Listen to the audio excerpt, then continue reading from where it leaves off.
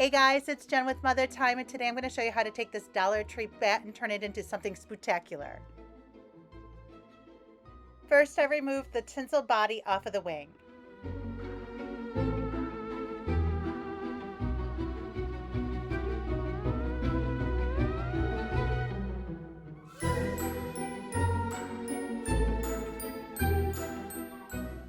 I then cut out a piece of black flannel fabric. This flannel fabric is from Hobby Lobby, and I left a few inches so I could wrap it around the back.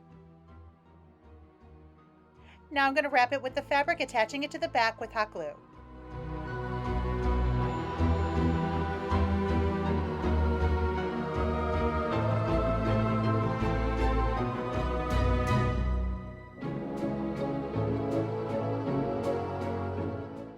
When I do get to the corners, I cut a little slit so I can fold the fabric over.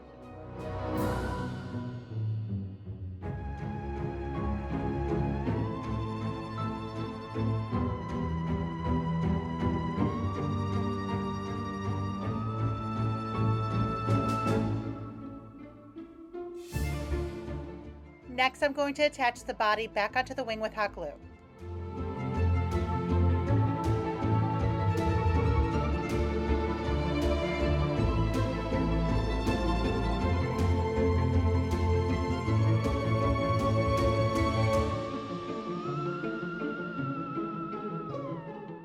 Next, I'm going to hot glue some buttons on for eyes.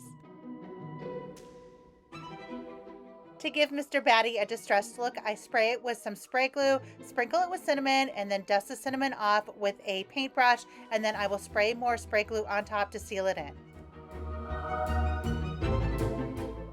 To finish him off, I hot glue on a little bow and take a few pieces of torn muslin fabric and stamp the words Happy Halloween.